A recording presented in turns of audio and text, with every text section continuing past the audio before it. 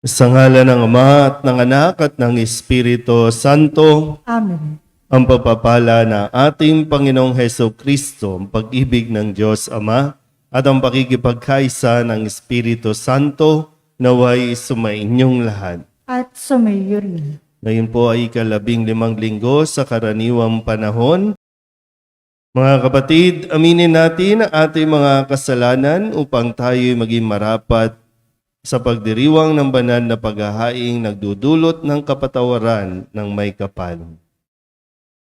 Inaamin ko sa makapangyarihang Diyos At at sa inyo mga kapatid, na lubha akong nagkasala sa isip, sa salita at sa gawa, at sa aking pagkukulang. Kaya isinasamo ko sa mahal na Birheng Maria, sa lahat ng mga anghel at mga banal, at sa inyo mga kapatid, na ako'y panalangin sa Panginoong ating Diyos. Tawaan tayo ng makapangyarihang Diyos, patawarin tayo sa ating mga kasalanan, at patnubayan tayo sa buhay na walang hanggan. Amen.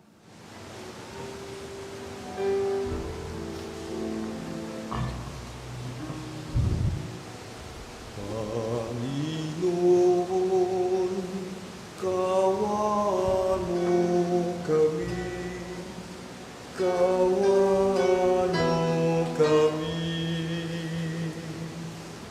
Panginoon, kawan mo kami, kawan mo kami. Kristo, kawan mo kami, kawan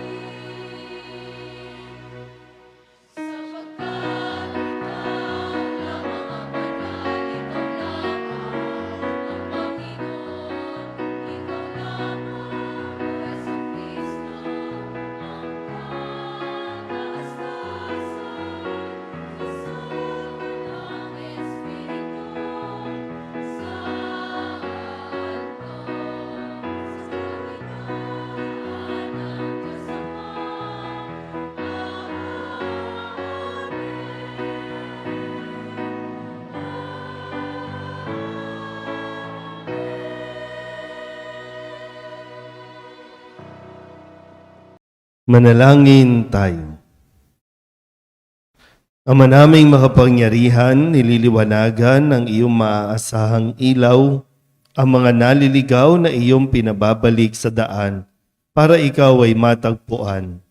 Ang mga kabilang sa nananalig sa iyong anak ay pagkalooban mong makapagwaksi sa tanang salungat sa ngalang Kristiyanong sa iyo'y tinanggap, upang ito ay biglang talagang mapangatawan ng ganap sa pamamagitan ni Jesucristo kasama ng Espiritu Santo magpasawalang hanggan. Amen. Umupo ang lahat.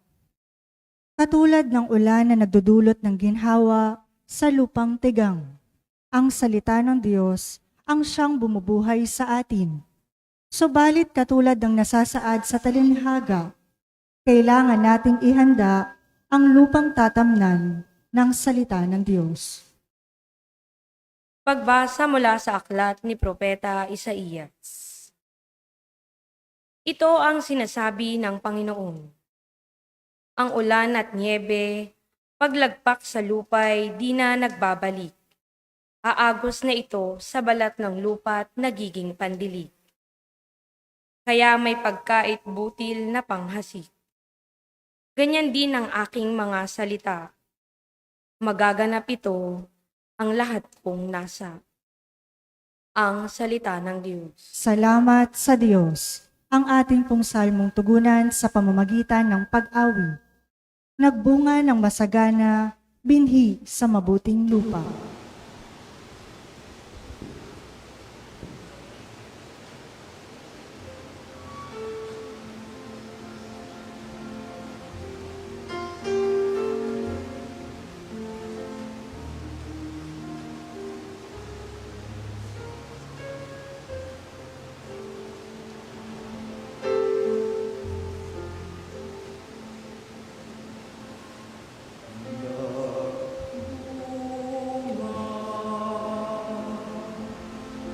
Nang masagana, binhi sa mabuting lupa.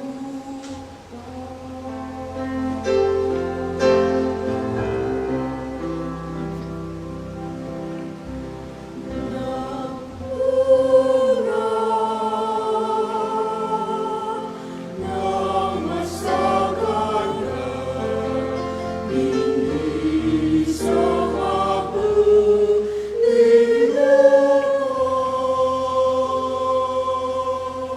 Umuulan sa lupain, ganito mo kinalingan.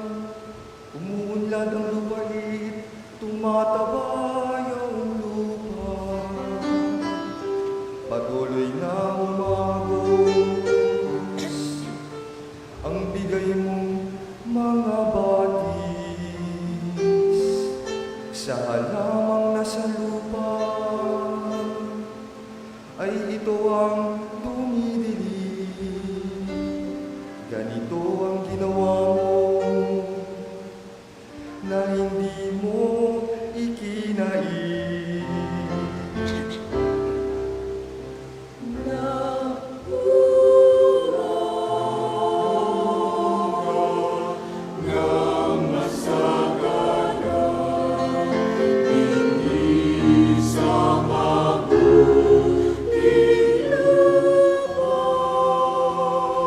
Sa binungkal na bukirin, ang ulan ay masagana. Ang bukirin ay matubig at palaging basang-basa. Sa banayad na tagulan ay lumambot yaong lupa. Kaya naman pati tanim ay malago at sariwa.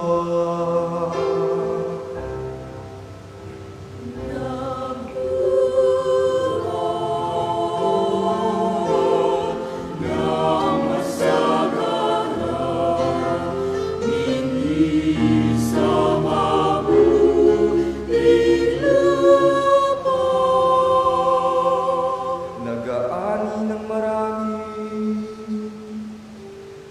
tulong mong gumagawa at saan man magpunta, kay masaganang masagana. Ang pastulay punong-puno ng matabang mga kawan, nagahari ang galang sa lahat ng kaburulan.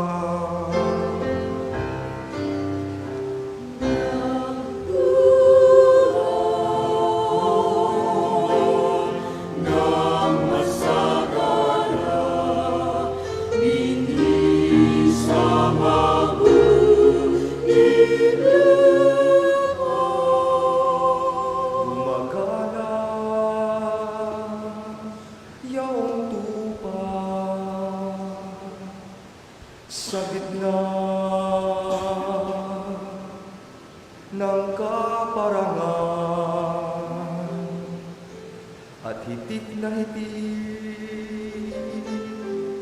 man din ng trigo sa kapatagan. Ang lahat ay umawi, sa galak ay sumisigaw.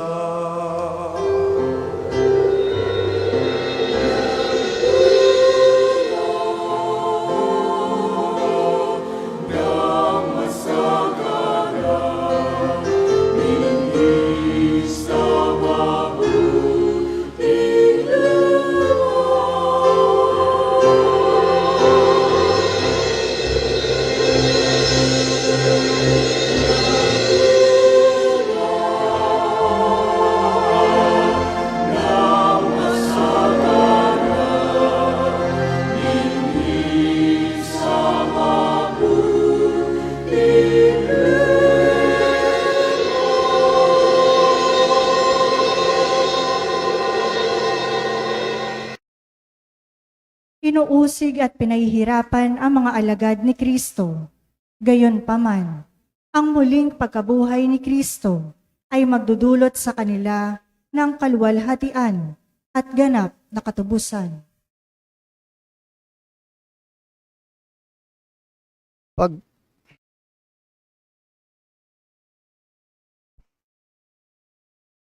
Pagbasa mula sa sulat ni Apostol San Pablo sa mga taga-Roma. Mga kapatid, saganang akin ang mga pagtitiis sa kasulukuyan ay hindi maihahambing sa ihahayag na kaluwalhatiang sa atin. Nananabik ang sangnilikha na ihayag ng Diyos ang kanyang mga anak.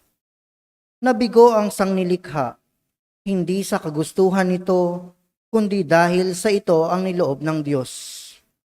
Gayunman, may pag-asa pa, sapagkat ang sangnilikha ay palalayain sa pagkakaalipin nito sa kabulukan at makakahati sa maluwalhatiang kalagayan ng mga anak ng Diyos.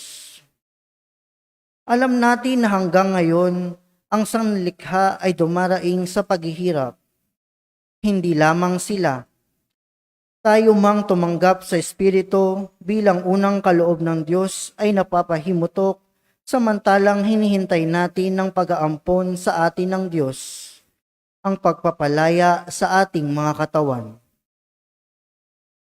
Ang salita ng Diyos. Salamat sa Diyos. Tumayo ang lahat.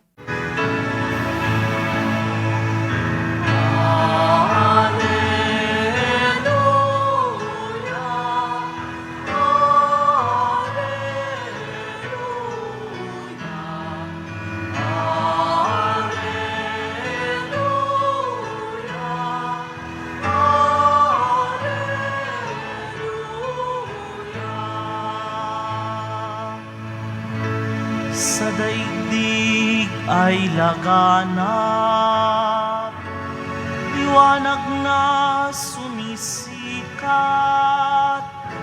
salitang buhay ng lahat.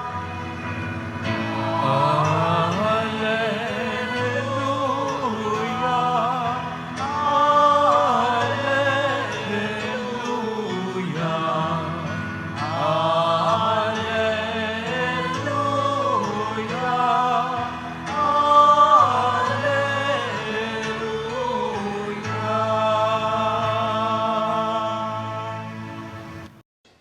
Sumainyo ang Panginoon. At sumayo rin. Ang mabuting balita ng Panginoon ayon kay San Mateo. Papuri sa iyo, Panginoon. Noong ding araw na iyon, si Jesus ay lumabas ng bahay at naupo sa tabi ng lawa. Pinagkalipon-punan siya ng makapal na tao. Kaya sumakay siya sa isang bangka at doon naupo. Nasa dalampasigan naman ang mga tao at nagturo siya ng maraming bagay sa pamamagitan ng mga talinghaga. May isang magsasakang lumabas upang maghasik. Sa kanyang paghahasik ay may binhing nalaglag sa tabi ng daan. Dumating ang mga ibon at tinuka ang mga iyon. May binhi namang nalaglag sa kabatuhan. Sapagkat manipis lang ang lupa roon, sumibol agad ang binhing iyon. Ngunit nang mapabilad sa matinding sikat ng araw, ay natuyo. Palibhasay walang gaanong ugat. May binhi namang nalaglag sa dawagan. Lumago ang mga dawag at ininis ang mga iyon. Ngunit ang binhing nalaglag sa mabuting lupa ay nag-uhay. May tig sa 100, may tiga-60, at may tig-30 butil ang bawat uhay. Ang may pandinig ay makinig. Lumapit ang mga alagad at tinanong si Jesus, "Bakit po ninyo dinadaan sa talinghaga ang inyong pagsasalita sa kanila?" Sumagot siya, "Ipinagkaloob sa inyo na malaman ang mga lihim tungkol sa paghahari ng Diyos, ngunit hindi ito ipinagkaloob sa kanila. Sapagkat ang mayroon ay bibigyan pa at mananagana, ngunit ang wala, kahit ang kaunting nasa kanya ay kukunin pa. Nagsasalita ako sa kanila sa pamamagitan ng talinghaga, sapagkat tumitingin sila, ngunit hindi nakakakita, at nakikinig, ngunit hindi nakaririnig, ni nakauunawa. Natutupad nga sa kanila ang hula ni Isaías na nagsasabi, "Makinig man kayo ng makinig, hindi kayo makauunawa. At tumingin man kayo ng tumingin, hindi kayo makakakita. Sapagkat naging mapurol ang isip ng mga taong ito. Mahirap makinig ang kanilang mga tainga at ipinikit nila ang kanilang mga mata. Kung di gayon, di sinsanay nakakita ang kanilang mga mata, nakarinig ang kanilang mga tainga, nakaunawa ang kanilang mga isip, at nagbalik loob sa akin, at pinagaling ko sila, sabi ng Panginoon. Mapalad kayo sapagkat nakakakita ang inyong mga mata at nakaririnig ang inyong mga tainga. Sinasabi ko sa inyo, maraming propeta at matutuwid na tao ang nagnanasang makakita sa inyong nakikita, ngunit hindi ito nakita, at makarinig sa inyong naririnig, ngunit hindi ito napakinggan. Pakinggan nga ninyo ang kahulugan ng talinghaga tungkol sa manghahasik. Ang mga nakikinig ng salita tungkol sa paghahari ng Diyos, ngunit hindi nakauunawa nito, ay katulad ng mga binhing nahasik sa tabi ng daan. Dumarating ang masama at inaagaw ang nahasik sa kanilang puso. Inilalarawan ng binhing nahasik sa kabatuhan ang nakikinig ng salita at masayang tumatanggap nito kaagad. Ngunit hindi ito tumitimo sa puso nila, kaya't hindi sila nananatili. Pagdating ng mga kapigatian o pag-uusig dahil sa salita, agad silang nanlalamig. Inilalarawan naman ng nahasik sa dawagan ang nakikinig ng salita, ngunit naging abala sa mga bagay ukol sa mundong ito at naging maibigin sa mga kayamanan. Ano pat ang salita'y nawalan na ng puwang sa kanilang puso, kaya't hindi makapamunga.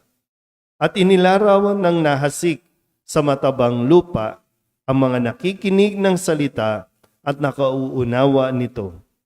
Sila'y namumunga, may tig 100, may tiga 60, at may tig 30. Ang mabuting balita ng Panginoon. Pinupuri ka namin, Panginoong Heso Kristo. Isang mapagpala at maulan na umaga po sa ating lahat. Kung paanong hindi natin mapipigilan ang pagbagsak ng ulan o pagbuhos ng ulan, ganyan din naman ang pinapaliwanag sa atin po mga pagbasa ngayon. Ang ulan ay biyaya. Pero tingnan po natin, no?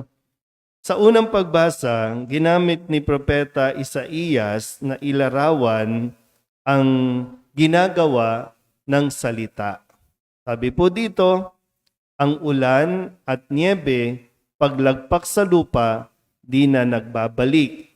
Aagos na ito sa balat ng lupa at magiging pandilig. Lahat ng madiligan namumunga. Ganyan ang salita ng Panginoon. Ang tanong, hanggang saan kayo nanatiling mulat habang binabasa ko ang mahabang salaysay sa Ebanghelyo? Hanggang saan? O kadalasan po, no, pag nandiyan ka, no, sumainyo ang Panginoon, ang mabuting balita ng Panginoon, pag-sign of the cross, no, pag-antanda ng cross, yun na. Tapos magigising na lang ulit yung ulirat, ang mabuting balita ng Panginoon. Yan ang nagiging karanasan natin. Pero yung biyaya ng Diyos, hindi yan napigilan, dumalo yan. Minsan naisip ko, anong pinagkaiba ng mga nagsimba dun sa mga natutulog pa maghapon sa bahay? Anong pinagkaiba natin? Nagsimba naman, di ba? Pero bakit minsan umuwi tayo na parang wala tayong natanggap na biyaya? Umuwi tayo na parang wala tayong natutunan.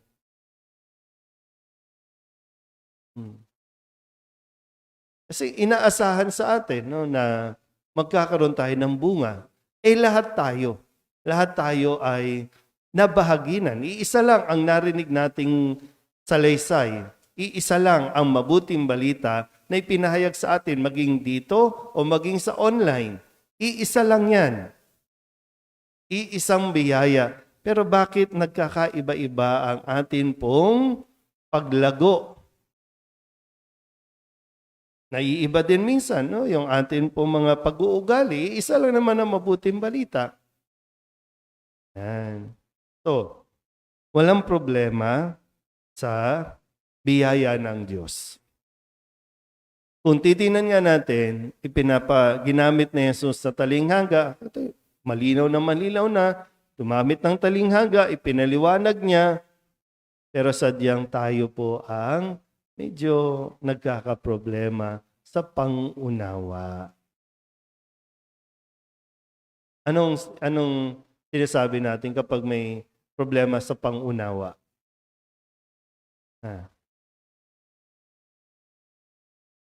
Tingnan nyo nga yung katabi ninyo. May problema ba sa pangunawa?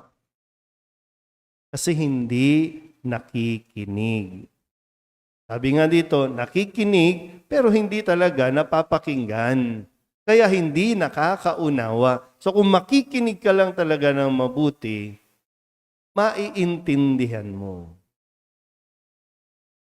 Titingnan po, ipinaliwanag ni Jesus ang mga hasik. Yung iba sa inyo nakaranas po ng bukid, no? Buhay sa bukid. Pag maghahasik, kukuha yan, dadakot yan. No? So, hindi yan bibilangin na 1, 2, 3, 4, 5, 6, 7. Okay, hindi. No? Kukuha lang yan. Ibig sabihin, yung dadakot yan at ihahasik yan. Hindi tinitipid, hindi nagbibilang, hindi paunti-unti. Talagang lahat, tanggapin ninyo. Uy, tanggapin nyo, ayan na. Ay kaso, tulog. Tulala. Ang daming iniisip. Sinabi na ni Jesus, no, ibinigay na itong kung ano man, pero wala. Ang isip mo, lumilipad. Ang isip mo, yung problema. Ang isip mo, yung katabi mo. Ang isip mo. Kaya tuloy, dumaan ng grasya, dumaan ng biyaya. Walang nangyari. Diba? Mga hasig, sige, saboy. Kaya nga lahat. Ngayon, saan tayo nagkakaiba? Tayo bilang mga receiver, tagatanggap, na sana maging mabuting lupa, pero merong uri ng nahulog sa daan, nahulog sa batuhan, nahulog sa dawagan, na may nahulog sa mabuting lupa. So nasaan tayo? Kailangan natin ma-identify. Kasi yung disposition natin, doon tayo nagkakatalo-talo. Yung disposisyon ng tumatanggap ng salita ng Diyos. Ibabalik ko ulit, anong pinagkaiba ng mga nagsimba sa mga hindi nagsimba? Kung pagdating ng problema, pareho ang pagharap. Sabi sa ikalawang pagbasa, mayroong kapighatian. Mayroong mga problema. Pero kung ang nakinig at tumanggap ng salita ng Diyos, ang problemang ito ay hindi lang basta problema kasi lahat ng problemang ibinibigay sa tao, ibinibigay yan hindi para magpahirap, ibinibigay yan para matuto tayo kung paano magdesisyon, paano mag-isip, paano mas maging mature and responsible. Paano tayo masasanay na magkaroon ng sabihin natin yung critical thinking? Kaya lahat, sinabuyan mo naman ng biyaya yan, nakatanggap naman ng salita ng Diyos yun. Pero anong nangyayari sa atin? Ama naming sumasalangit. Ano nangyayari sa atin? Bibidyohan mo pa. Makiki-party-party ka pa habang ama naming Pero Katoliko yan. Ano nangyayari sa atin? Kahit tayo mismo, paano tayo nagre-react? Paano din natin tinutulungan? Paano? Diyan gagamitin yung biyaya, yung mga salita ng Diyos. Kasi kumpleto Ang salita ng Diyos ay biyaya na ibinibigay para sa ating lahat. Kaya kailangan natin manatiling alerto. And dito yan, sa loob natin. No? Ano ang disposition natin kapag ipinapahayag na ang salita ng Diyos? Kahit yung mga nasa abroad, ito sana yung magamit natin lagi para mas maging matatag tayo. Kung paanong ang pagbuhos ng ulan, hindi mo mapipigilan yan. Pero dahil nasa iyo din, ang salita ng Diyos, nalalaman mo kung ano ang gagawin. Ang problema, hindi rin yan maiiwasan. Problemang gawa mo, problemang dulot ng ibang tao. Pero dahil mayroon kang biyaya ng salita ng Diyos, nalalaman mo kung paano maging matatag at harapin ang mga pagsubok na dumarating sa bawat isa sa atin.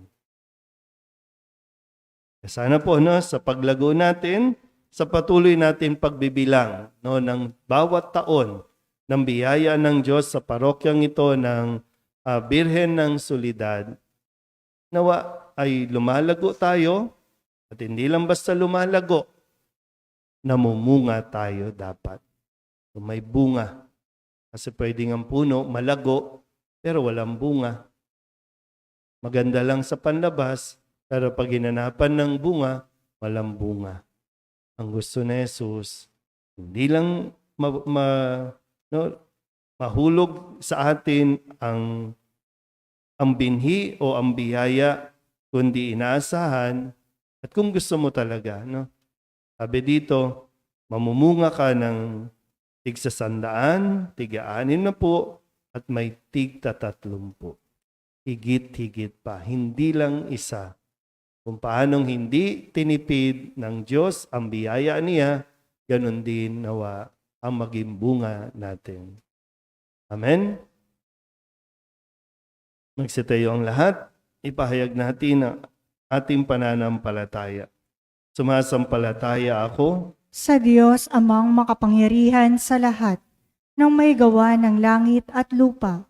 Sumasampalataya ako kay Hesukristo, iisang anak ng Diyos, Panginoon nating lahat. Nagkatawang tao siya lalang ng Espiritu Santo. Ipinanganak ni Santa Mariang Birhen. Pinagpakasakit ni Poncio Pilato. Ipinako sa krus, namatay, inilibing. Nanaog sa kinaroroonan ng mga yumao. Nang may 3 araw na buhay na mag-uli, umakyat sa langit, naluklok sa kanan ng Diyos amang makapangyarihan sa lahat. Doon magmumula at paririto, at huhukom sa nangabubuhay at nangamatay na tao. Sumasampalataya naman ako sa Diyos Espiritu Santo, sa banal na simbahang Katolika, sa kasamahan ng mga banal, sa kapatawaran ng mga kasalanan, sa pagkabuhay ng muli ng nangamatay na tao, at sa buhay na walang hanggan. Amen. Itinuturing ni Jesus na pinagpala ang lahat ng nakikinig sa kanyang salita at nagsasabuhay nito. Dumalangin tayo ngayon sa Ama na huwag lamang tayong maging mga tagapakinig ng salita kundi mga tagasunod na nagsasabuhay nito. Ang ating itutugon, Ama, turuan mo kaming makinig sa iyong salita. Ama, turuan mo kaming makinig sa iyong salita. Upang ang simbahang Katolika ay patuloy na hubugin ang salita mo, O Diyos, sa pamumuno at paggabay ng Santo Papa, mga obispo, pari at mga diakono. Manalangin tayo. Ama, turuan mo kaming makinig sa iyong salita. Upang ang mga nasa serbisyo publiko ay tapat na maglingkod sa bayan ayon sa halimbawa ni Hesukristo. Makatagpo nawa sila ng inspirasyon at lakas sa salita mo, Ama. Manalangin tayo. Ama, turuan mo kaming makinig sa iyong salita. Upang maabot ng salita mo, O Diyos, ang lahat ng nagtatrabaho sa mass media. Maging katuwang nawa sila sa pagpapalaganap ng mga aral ng Ebanghelyo. Manalangin tayo. Ama, turuan mo kaming makinig sa iyong salita.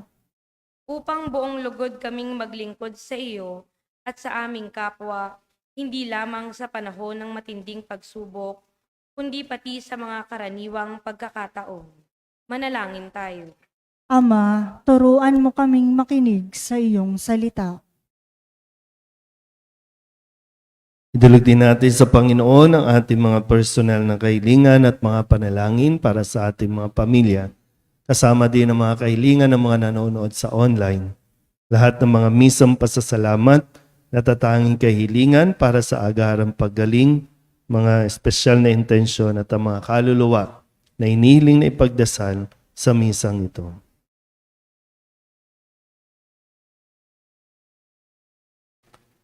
Ang lahat ng ito inihiling namin sa ngalan ni Kristong aming Panginoon. Amen. Umupo ang lahat.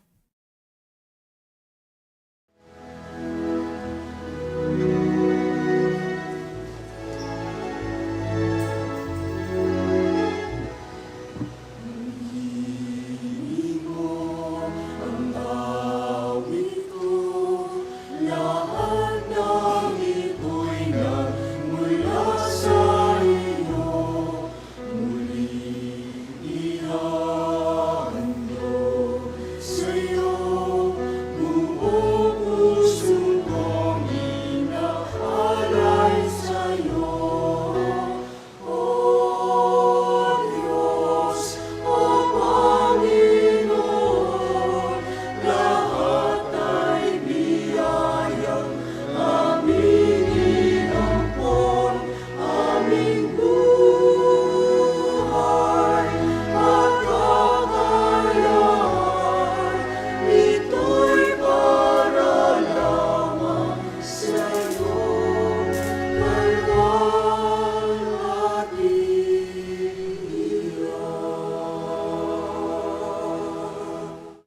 Manalangin kayo mga kapatid upang paghahain natin ay kalugdan ng Diyos Amang makapangyarihan.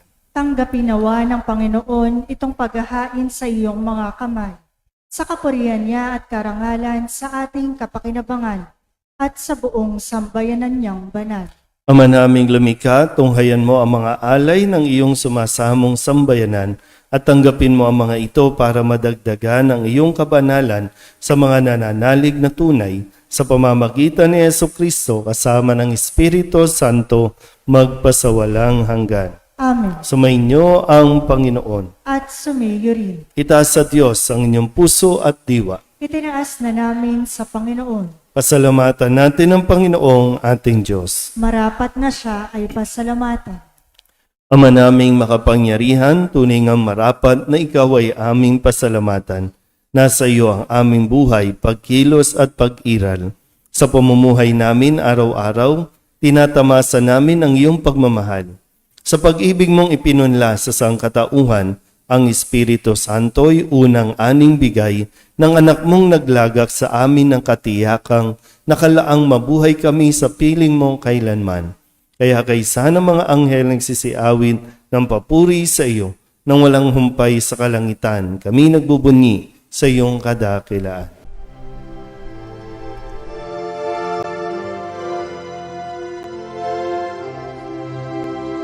Santo, Santo, Santo, Panginoong Diyos makapangyarihan, napupuno ang langit at lupa ng kalwalhatian mo.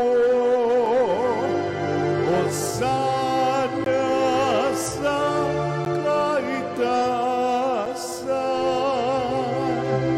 pinagpalang na paririto sa ngalan ng Panginoon. Hosana sa kaitaasan.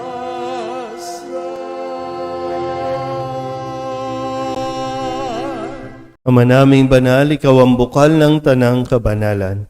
Kaya't sa pamamagitan ng iyong Espiritu, gawin mong banal ang kaloob na ito upang para sa aming maging katawan at dugo ng aming Panginoong Hesukristo. Bago niya pinagtiis ang kusang loob na maging handog, hinawakan niya ang tinapay, pinasalamatan kaniya, pinaghati-hati niya iyon, iniabot sa kanyang mga alagad at sinabi, "Tanggapin ninyong lahat ito at kanin, ito ang aking katawan na ihahandog para sa inyo."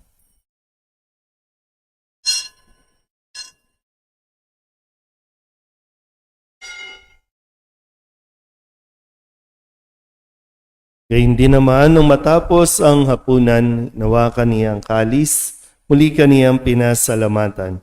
Iniabot niya ang kalis sa kanyang mga alagad at sinabi, "Tanggapin ninyong lahat ito at inumin. Ito ang kalis ng aking dugo, ng bago at walang hanggang tipan. Ang aking dugo na ibubuhos para sa inyo at para sa lahat sa pagpapatawad ng mga kasalanan. Gawin ninyo ito sa pag-alaala sa akin."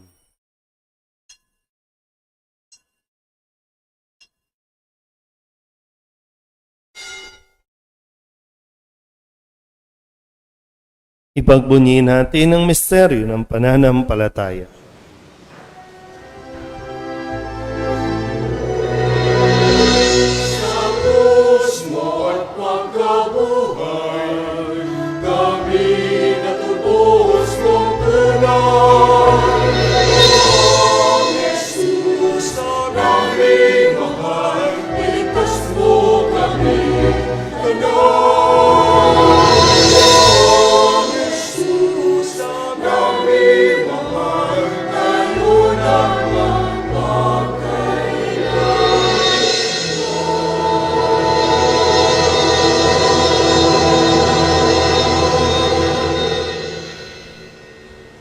Ama, ginagawa namin ngayon ang pag-alaala sa pagkamatay at muling pagkabuhay ng iyong anak, kaya tiniaalay namin sa iyo ang tinapay na nagbibigay buhay at ang kalis na nagkakaloob ng kaligtasan.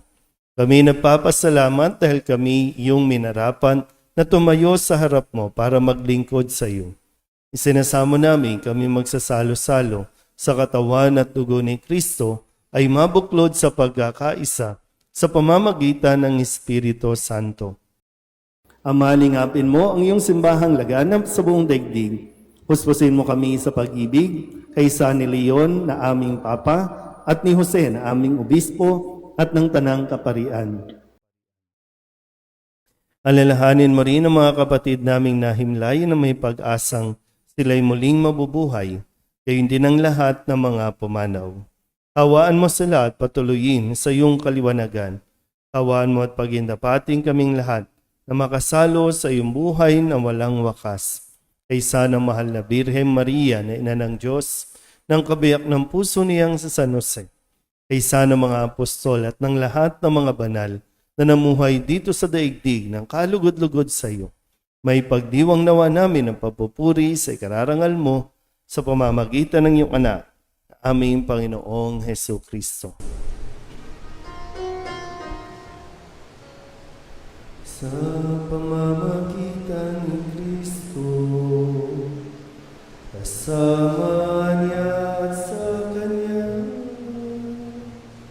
ang lahat ng parangal at papuri ay sa iyo, Diyos Ama, makapangyarihan, kasama ng Espiritu Santo, magpasawalang hanggan.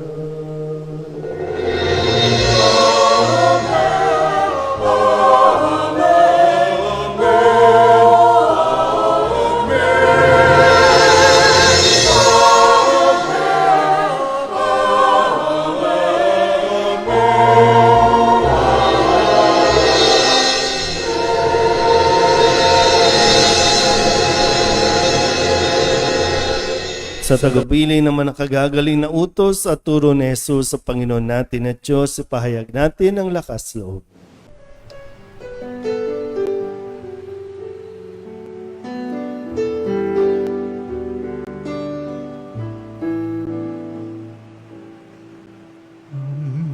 namin sumasalangit ka, sambahin ang ngalan mo, mapasa amin ang kaharian mo, sundin ang loob mo dito sa lupa para nang sa langit. Bigyan mo po kami ngayon ng aming kakanin sa araw-araw at patawarin mo kami sa aming mga sala para ng pagpapatawa namin sa nagkakasala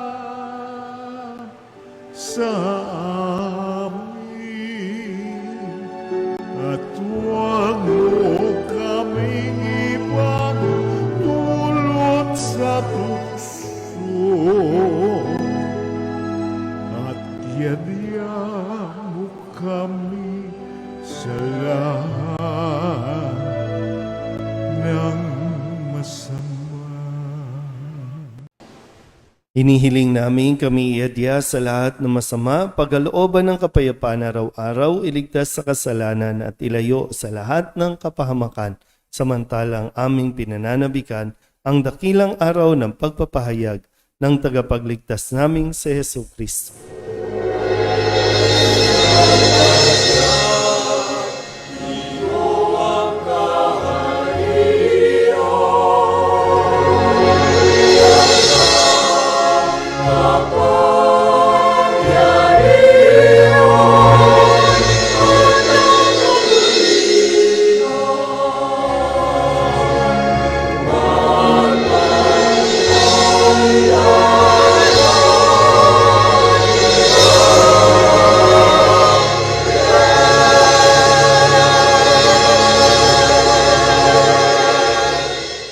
Panginoong Heso Kristo, sinabi mo sa iyong mga apostol, kapayapaan ang iniiwan ko sa inyo, aking kapayapaan ang binibigay ko sa inyo. Tunghayan mo ang aming pananampalataya at huwag ang aming mga pagkakasala.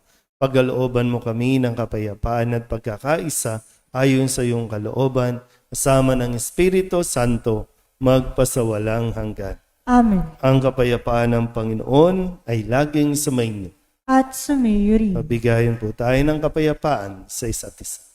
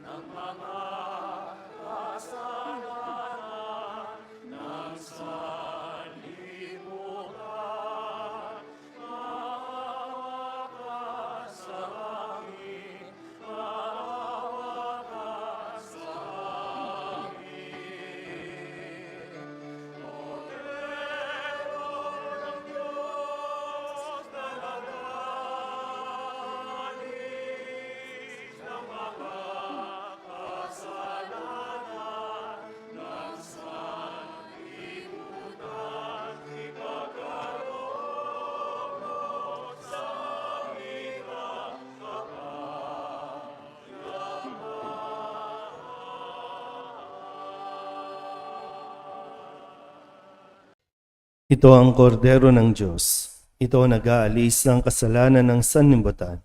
Mapalad ang mga inaanyayahan sa kanyang piging.